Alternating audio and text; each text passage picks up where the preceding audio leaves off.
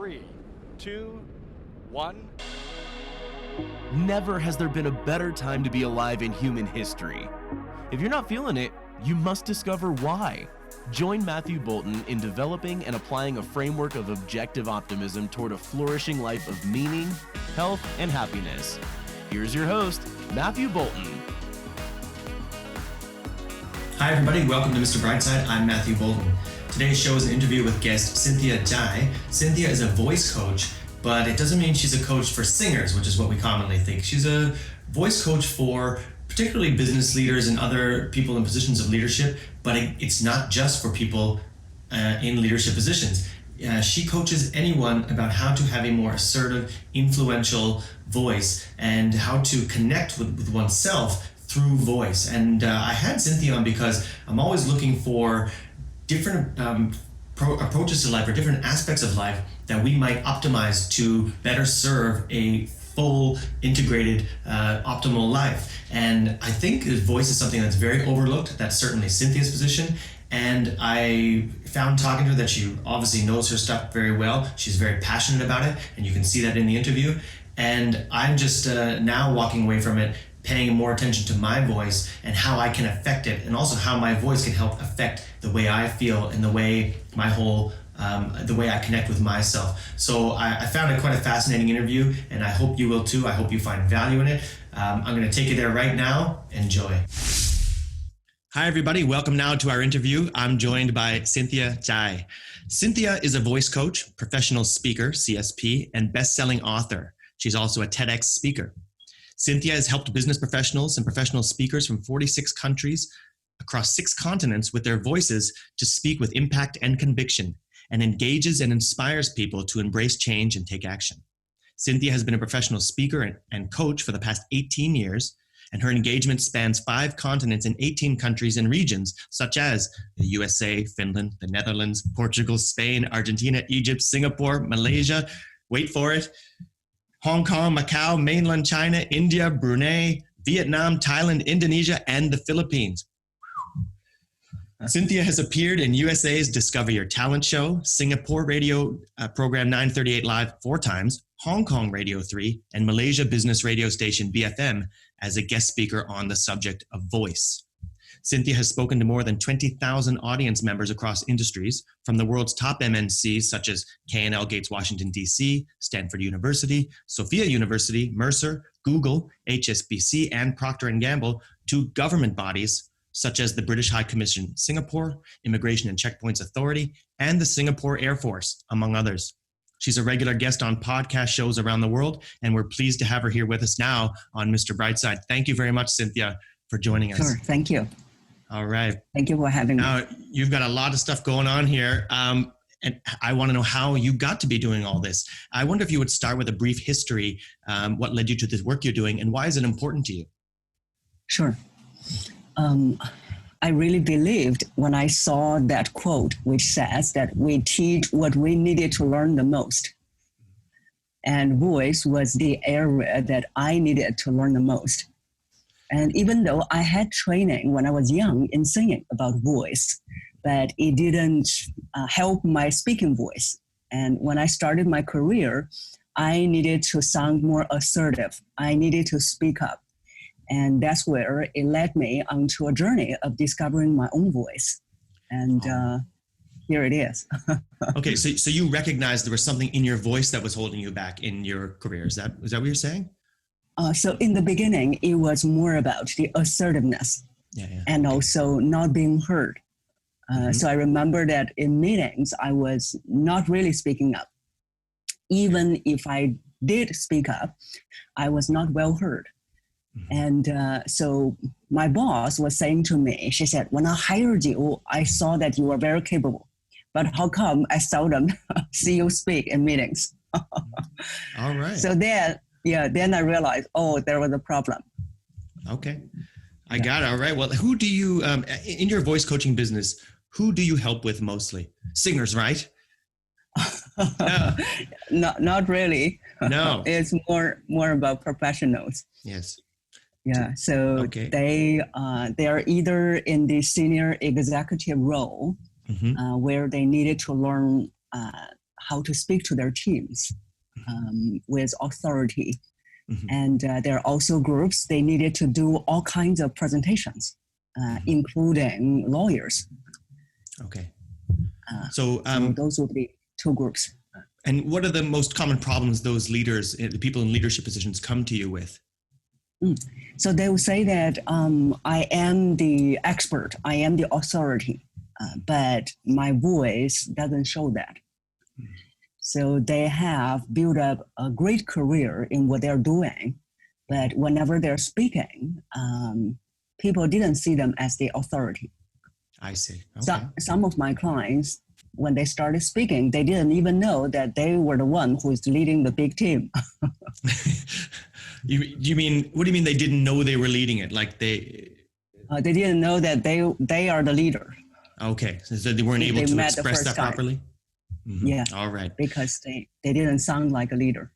Yes, they didn't sound like one. Okay. If it's about leadership, if it's mostly you're focusing on leadership, people in positions of leadership, what about people who are not? Why is this important to people who maybe are listening to this show who are not in positions of leadership? Why should we care about our voice? Yes. So leaders are they're one of the groups that I help with. The other group that I help with is people who need to speak at their work. For example, they needed to talk to their clients. And they needed to talk to their bosses. They needed to talk to their co-workers. And they realized that they were not confident. They were not convincing. So for example, there are also my clients who needed to get funding from their bosses. Okay. Then they need to sound confident and convincing. Yes, right. I mean, and certainly everyone needs to sound convincing and confident in various areas of their lives. I can get that for sure. What are some of the biggest misconceptions people have about voice? One is that they think voice is something that they were born with. They cannot change their voice. So they said, oh, my voice is soft, or my voice is too loud, my voice is too high-pitched or too low-pitched. I have to live with it. Yes. Okay. So they don't. That's something that they can change without changing themselves, without changing who they are. Mm-hmm. So if their pitch is high, then they can develop a deeper voice. If their voice is too soft, they can project a stronger voice without shouting. Or some of my clients, their voice is too loud. So they can develop the voice to be heard, well heard, without sounding loud. Mm-hmm. All right. Perfect. Now, a lot of people understand about voice. They go, well, no, I understand. You have to be aware of your tone and watch out for your, I know how to change my tone according to the situation. Why is tone or tonality only the tip of the iceberg? Oh, because that's what most people would be thinking about when we talk about voice. They thought, oh, it must be by changing the tone of the voice. Or that's also something that we have learned since we were young, that tonality is almost equal to voice, but it's not. So the tonality is really just the tip of the iceberg for the voice, because voice is much more than just working on the tone. It is vibration. Voice is vibration. So there is potential in everyone to optimize that vibration. So when they started to optimize the vibration, then they not only sound better, but also they feel better physically, because now the vibration is changed. So if we go deeper, its vibrational frequency is changed. Mm-hmm. Then the frequency you'll send out, invisible frequency you'll send out, either attract people or dispel people. All right. Mm-hmm. Okay. I want to get into that. Are there other physical attributes? I think I understand that you call vibration a physical attribute of the voice. Are there other physical attributes we should be aware of to voice? Yes. So for example, tension. If there's tension in the body, then the voice is changed or is not optimized. For example, one extreme example would be when people are nervous and then they realize that their voice is trembling, or their voice goes high pitch or speaking fast. Those are all because of the tension. The tension will have a direct, immediate impact on the voice. Mm-hmm. Okay. And for most people, as long as we're human beings, I always say that we are all experiencing all kinds of tension. And whenever there's tension, the voice is not optimized. In fact, everyone, if it's not trained, if there's no awareness, the voice is not optimized. Okay. All right, great. What are placement, alignment, congruence, and why are these important?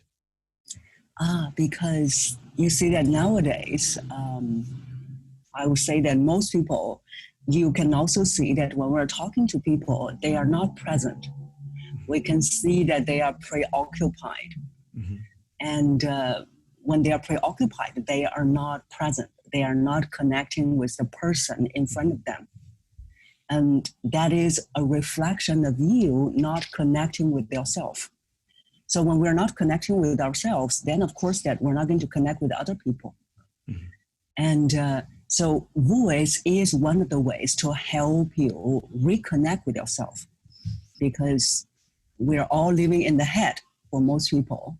Living in the head, we're very focused on logics, on reasoning, on the left brain. And when we are very focusing on these, we are living in the head, which is reflected in the voice speaking in this way.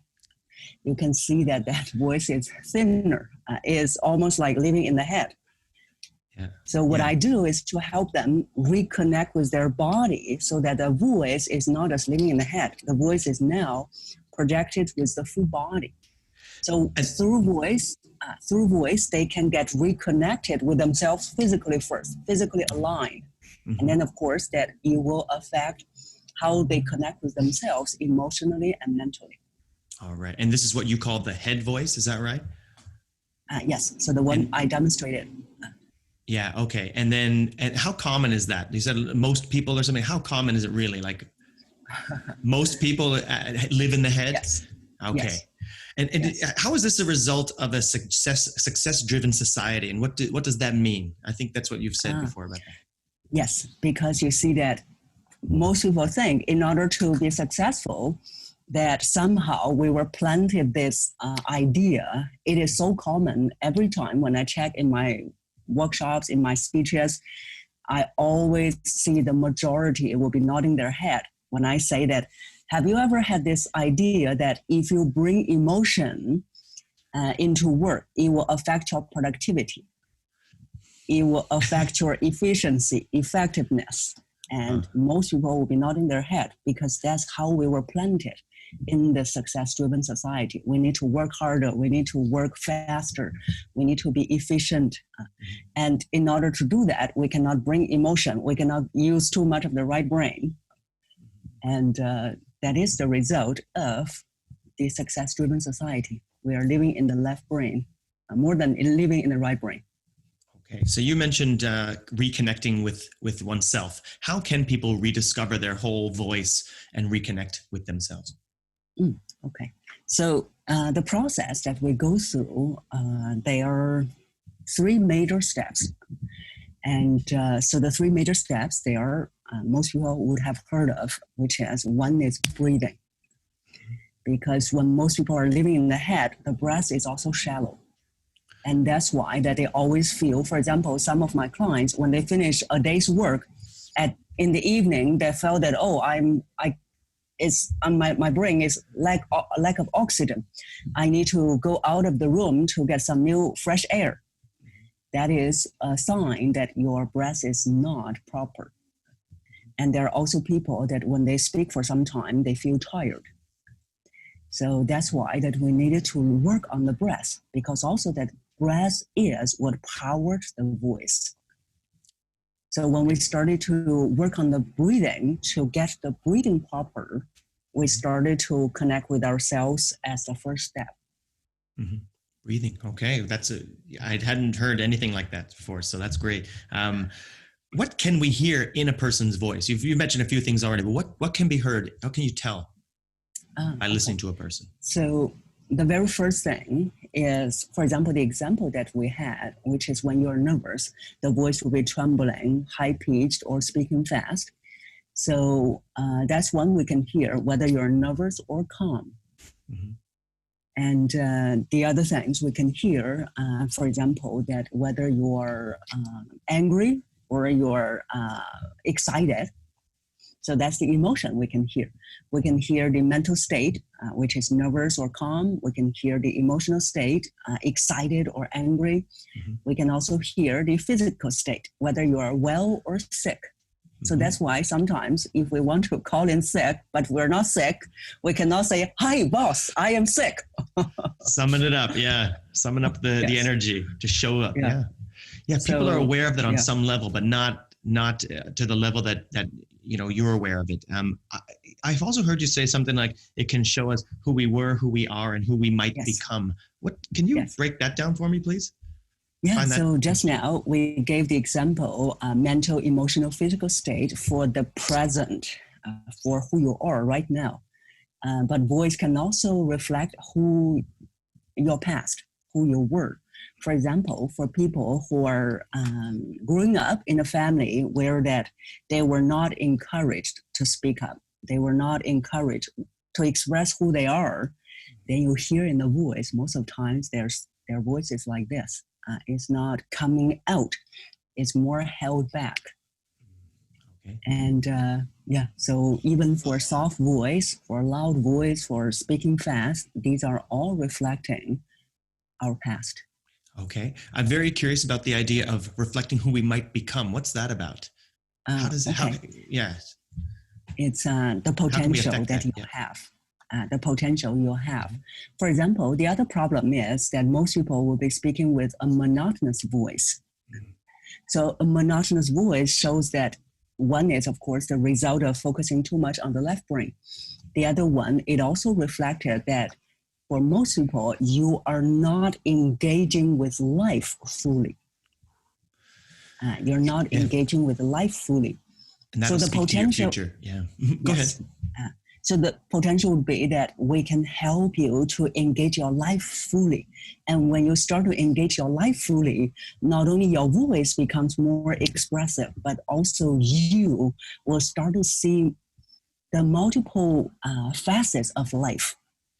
And even though they are struggling, but life is still beautiful. That's the other side you can see. Right on. I understand that, you joke that people are scared to talk to you sometimes because if you understand all these things, it's like, Tim Roth and Lie to Me. If you've ever seen that show, he asks people a question and just staring at them, and he's a lie detector guy, right? It's kind of like that. But it seems that you're saying that people who are not experts are very aware of these things. These things come across in your voice, and I can feel this person is uncomfortable, this is not well, is not confident, etc. All of these things. Is that you're saying that we can just feel the vibrations coming off a person, whether we're experts or not? I mean, you can tell more why and all that, but layman people can. Yeah. All right. Yes. Unconsciously, people can sense that.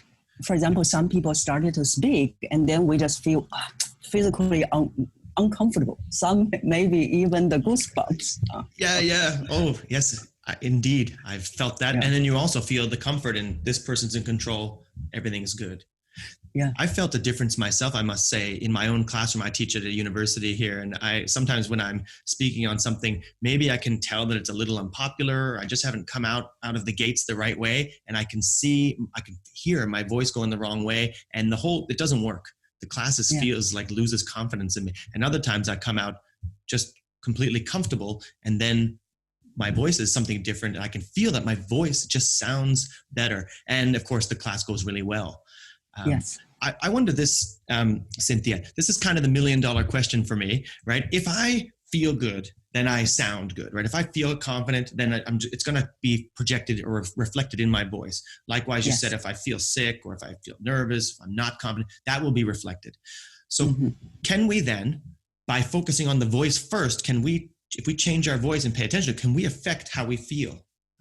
Yes. Yeah, I hope. Definitely. That is the two different approaches that I often share. So when we feel good, then the voice will have the reflection of you feeling good. So that is the mind affecting the body approach. And that's what most people are doing, trying to improve their mindset so that they can change the way they sound, they can change the way that they act, they behave. That is the traditional mind affecting the body approach. Voice is body, voice is physical, it's vibration. And then there's another approach where most people have overlooked, and that is the body affecting the mind approach. So when we work on the body, which is the voice, it will change the way you feel. For example, yoga is one of the ways of body affecting the mind approach. They practice yoga so that they can feel the peace of mind.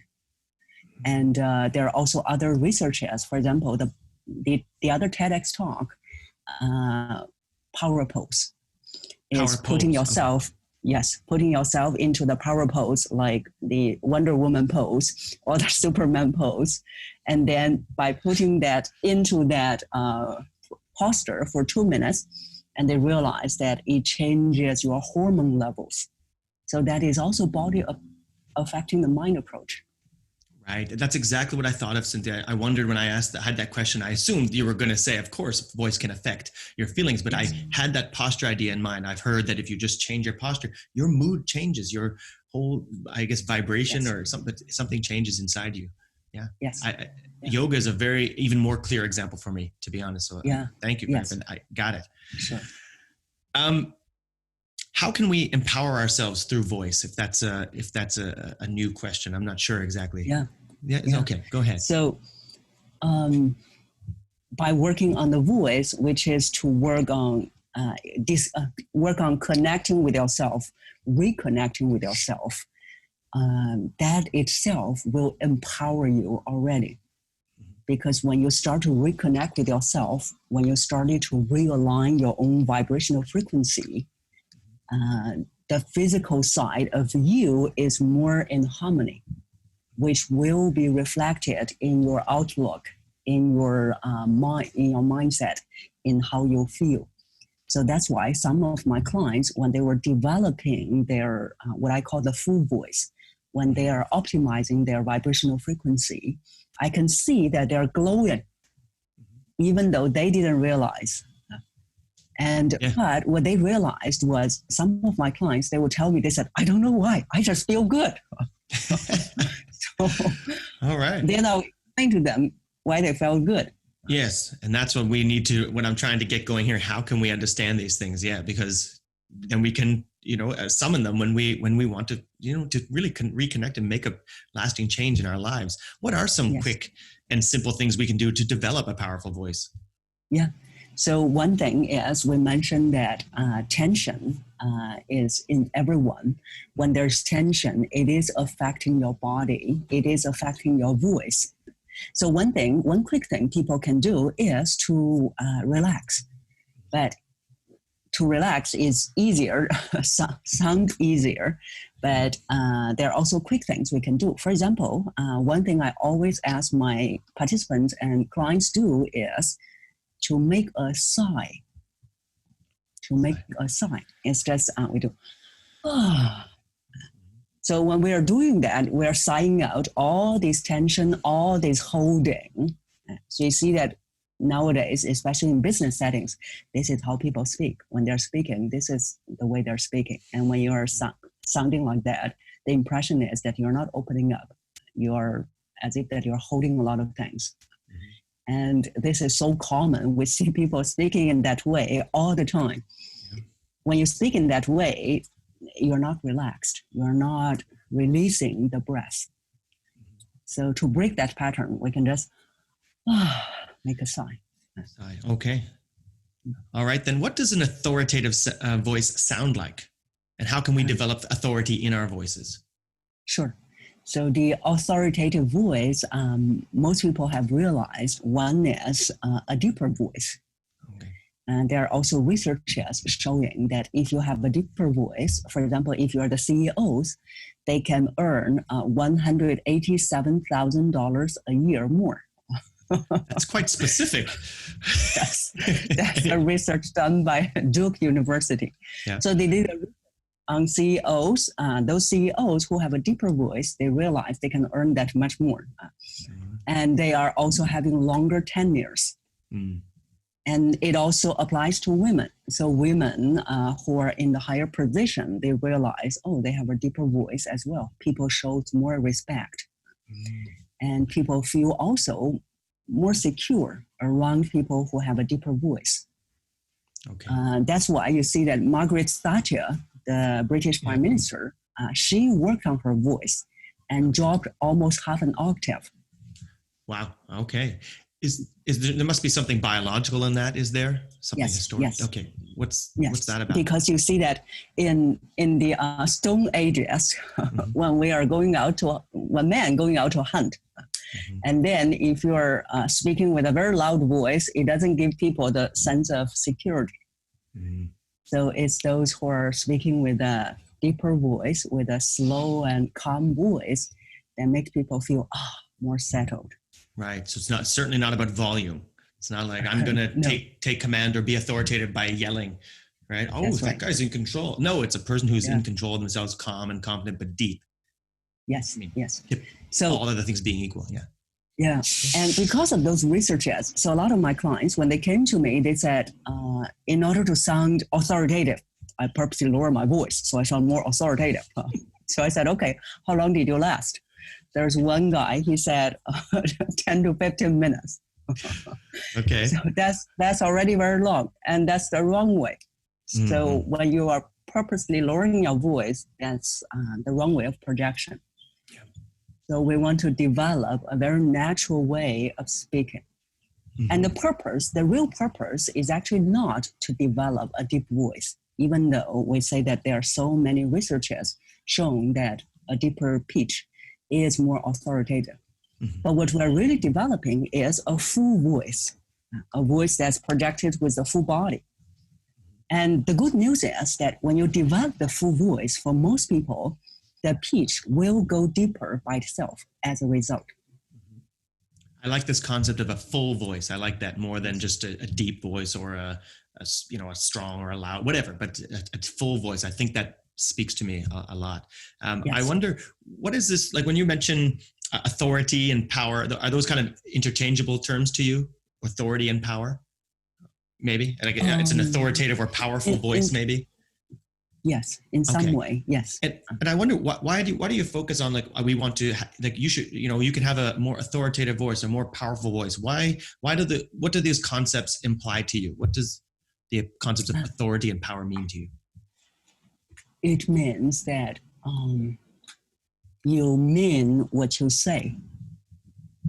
Okay. You mean what you say. It also, when we say that, it also implies the authenticity. So authority or power is not something that we manufacture. It is something that is already in you. Now it's just we need to use the voice to express it. All right. Great. What is the most overlooked reason that our voice is not powerful? Do you think? Overlooked reason.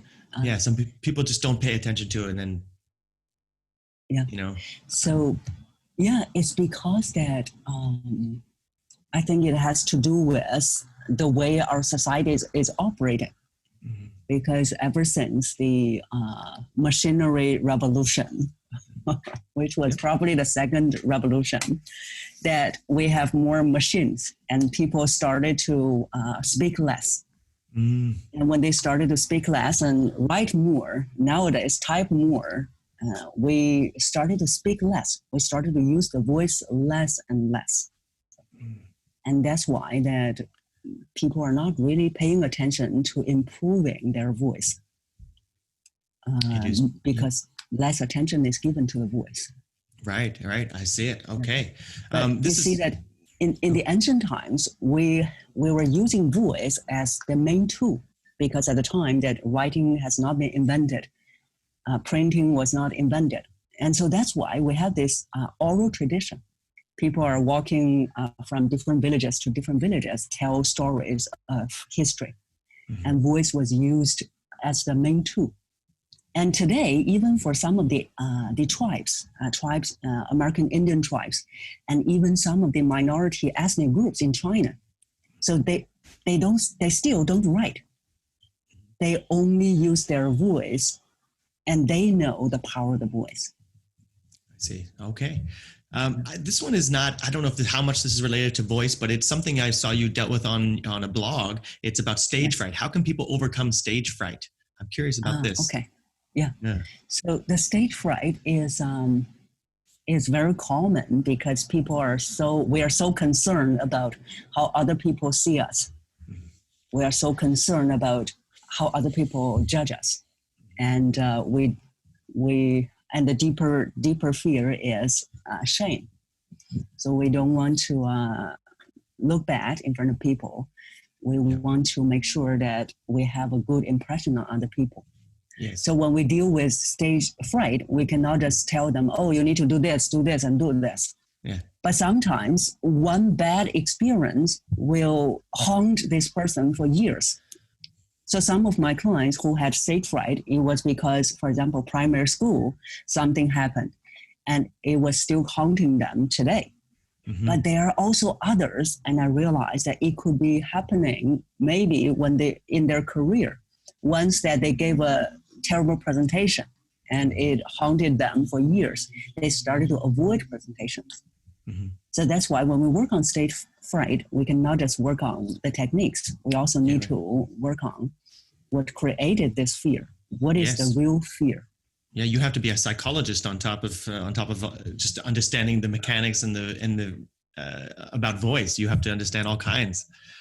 Yes. Oh my. What is a human doing instead of a human being? I like that. I like these terms. Can you tell us about that? Yes. So the human doing is we constantly we're constantly busy. Mm-hmm. If you ask anyone, then they will say that, oh, I'm busy. How are you? I'm busy. Busy. So, you're busy. Yes. You're all over the place. But it's always becomes being busy is a good thing. It's not a good thing. It is. I'm feeling that. Yeah. Okay. It means that you don't have time for yourself. You're not connecting with yourself. So being busy is not a good thing. And if you're busy, you're constantly having one thing after another to do. Mm-hmm. And that's why that we're, instead of human beings being with ourselves, we are constantly doing things. And it sounds once we finish, yes. Once we finish this objective, finish this goal, what's next? So you're constantly looking for different goals to achieve. That sounds like another, symptom of the success-driven society that you talk about, right? People are like, it's cool to be busy. Like if I want to show that I'm a good person, a moral person even, right? Or at least, someone is valuable, I'm busy. But no, you want to be a human being, not just a human doing all the time. Be with yourself. Yeah. I love this idea. And also that sometimes if people asking you and you say, I'm not busy, then they're going to think that, oh, you must be failing in what you're doing. Right. Or you're lazy or otherwise, lack a bit of virtue in some way, right? That, you're just not a person who's doing. Oh, yeah. I know about that. Okay. Well, why are people feeling unfulfilled these days? It must be related to this, is it? And how is this related to voice as well? So we're not fulfilled because that we're constantly chasing so many things. Mm-hmm. So there was one interview I watched early this year, mm-hmm. and there was someone who was trying to write a book on wealth. And so he was interviewing the so-called wealthy people.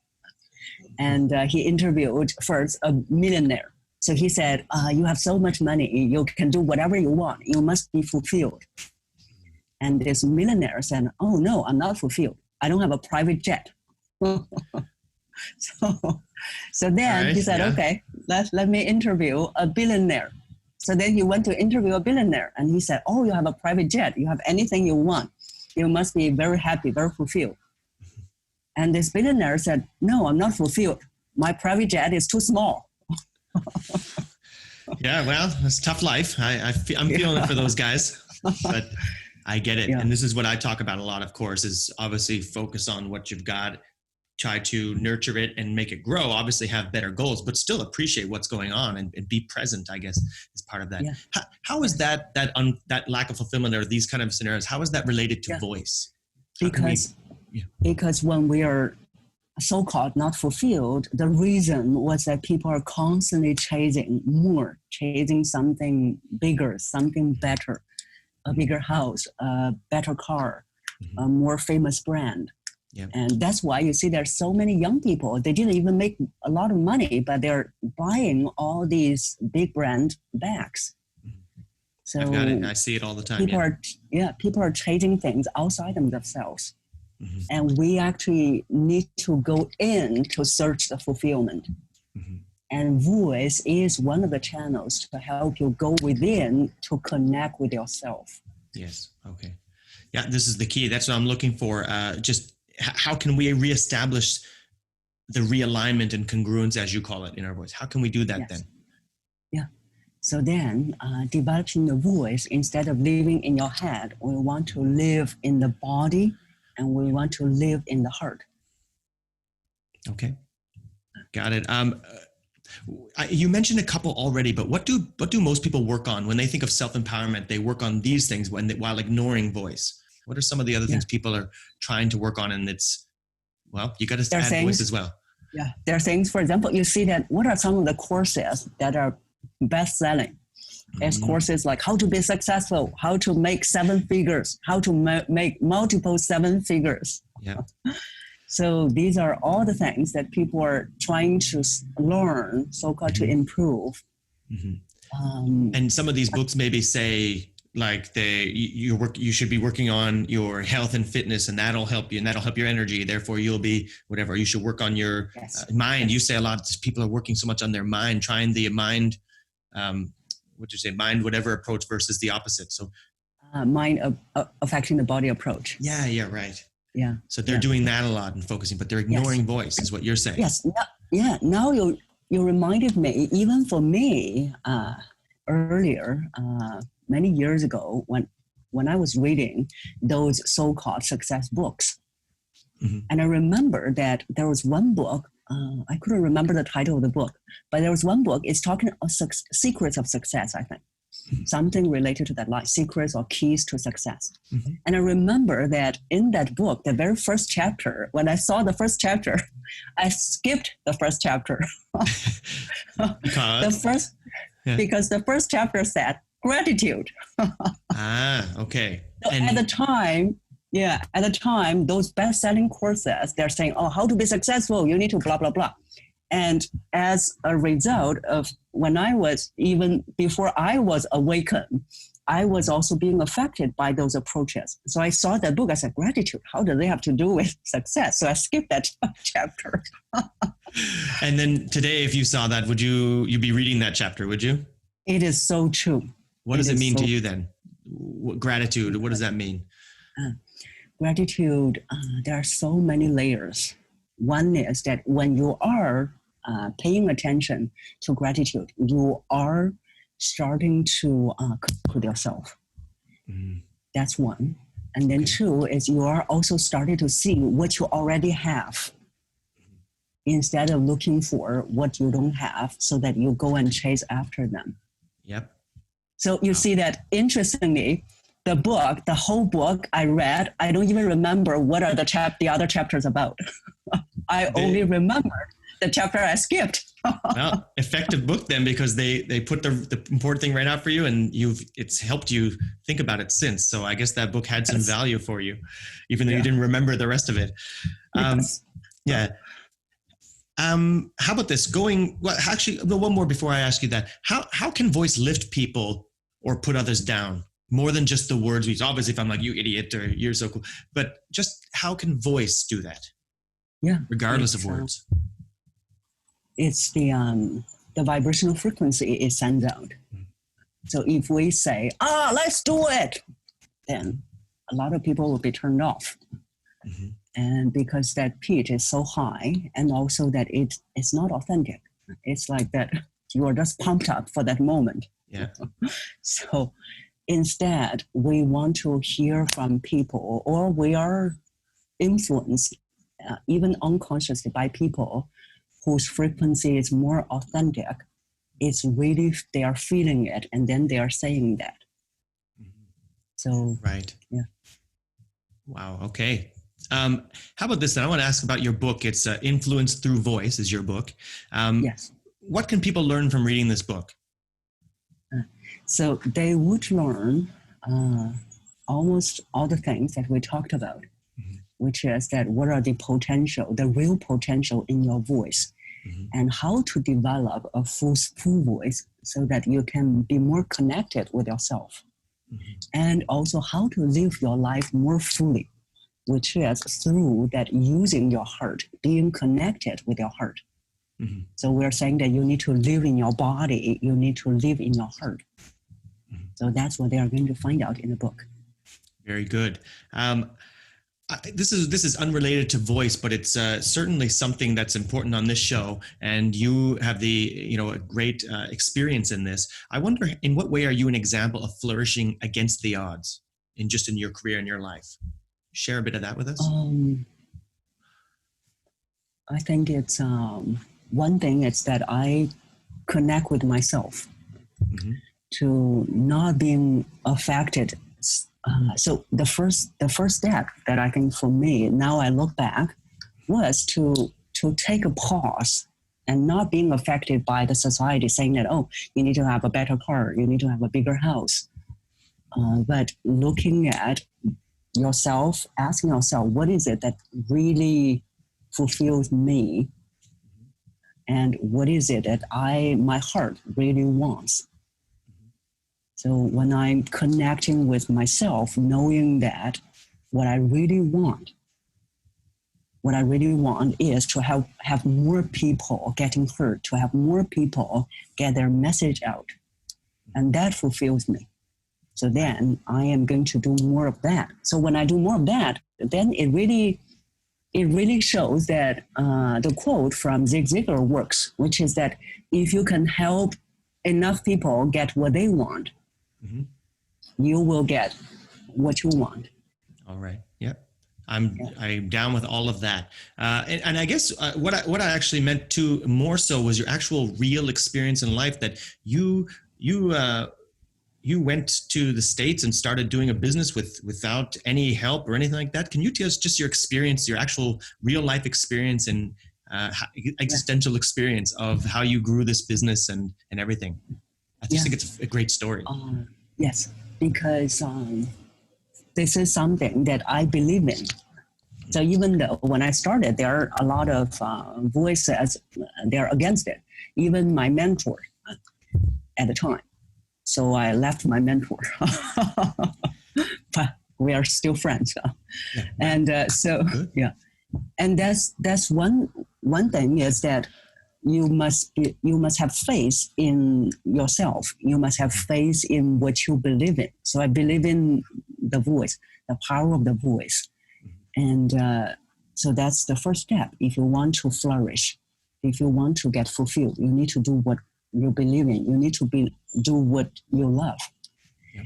And friends, business, they will come when you believe in what you do. And also when you started to see the difference you can make in another person's life. Yep. So that's the second thing I did, which is to help people. And of course, you need to get out of your house. Now, probably not possible, but at the time, 11 years ago, it was possible. Yeah. So get out of your house and meet people to, one is, of course, so-called networking. You get to know people. But most importantly, you get to hear what people are looking for. So you can help them. So that's the other thing that helped my career, my business, is that I go out and meet people. One is that I hear what people are looking for. Two is that you will also see possibilities. So I saw people doing what I wanted to do. I see, okay, it's possible. Now there's so many people, they can do that. Then why not me? I can also do that. Yes. So, yeah. Is this those perhaps? Those were the few things that helped me. So those were the few things that helped me to build my business. Okay, that's reminding me that there's a quote that you shared that you loved on your website, and I like it too. It's from Howard Thurman. It says, "Don't ask what the world needs. Ask what makes you come alive and go do it, because what the world needs is people who come alive." That sounds kind of what you're saying right now, isn't it? Yes. Yeah. Yeah. And you add there on your own writing, he says, I live a life of aliveness because I'm on a mission. Life is too short to waste our time doing things we don't love and doing things that do not give us a purpose. But you say that you were not always crystal clear about your life's mission. How did you get clear? I know we've got some hints of it here, but maybe give us that. How did you get clear on your mission? It was by jump into the things that I was doing, instead of always looking for it. So it's by experimenting. So, for example, my very first job was in HR. I thought that I would love that work because people always say, "Oh, you're good with people." So I said, "Okay, I will do HR." Sounds like what I wanted to do. So I did about 2 years and realized it was not. And then by meeting people, by meeting different people, and I realized, oh, there are a lot of people doing training and doing coaching. And I thought, oh, okay, this is something looks like that I like to do. It's something I'm good at. So that's where it led me into training and coaching. And then, of course, there are so many topics. Which one do you train on? And because that I was listening to people, they were asking me about how to improve their voices. And then even though there were only about 2 to 3 people asking me, and then I thought, oh, okay, I had training on voice, and it looks like this is something people are looking for. And let me experiment. So that's where it led me onto the journey of working on voice. And the more I worked on it, the more I realized, oh, I was born to do this. Because not only I was good at it, but also my own experiences, that in my early career, I was not heard. I was not assertive. I didn't have a voice. So through different experiments, through reflection, and through seeing the changes in my clients, and I more and more believe that this is something that I was born to do. I was, in a way, chosen by the universe to do this. So that started to crystallize my mission. All right. And this is what you would say has made you come fully alive. Is that right? Yes. They said we need people who come alive. That sound of that is exactly the kind of thing I say to my students and people who I talk to. Is just, you got to just try something. Get out there and try something, and then see what part of it you like and what part of it you don't like, but and learn something, do something. And then, because you can't just look for it, as you were saying. You can't just look for it and wait till you find it and then go, it doesn't work that way. Got to get out there. That's right. I think that is great advice. Yeah. All right. Well, so Cynthia, I want to ask you, is there anything that I haven't brought up that you wish I had brought up, something you think is important that we didn't cover here in this? I think we covered a lot. We did cover a lot, yeah. Yes. And also when we think about the title of the podcast, The Bright Side. So it is always that this is the bright side. The bright side is to go out and experiment it and to be grateful. And that is to look at the bright side. Because when we are grateful, we started to look at the bright side of our lives. We started to look at what's working in our lives.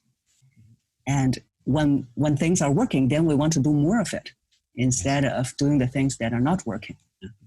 So yeah, I think the last word of advice is to look at the bright side, to be grateful. Yeah, I'll take that. And then what I say is, the more you do that, the more you do focus on that, and it becomes your reality. So your reality becomes a bright place, right? And then I suppose that will be reflected in your voice as well. And of course, we can use our voice to help affect it the other way. And that's what I hope people take from this and go seek out your work. I'm going to ask you about where people can find you in a second. I just want to say to listeners first, to please share this interview. You can see something that you probably haven't thought about before, and you're probably a little excited about it and find value in it. So if you think that there's someone else that would benefit from this, please share it with 1 or 2 people you think would get value out of this interview. Also listening through, I'm sure a lot of questions occurred to you listening to Cynthia talk.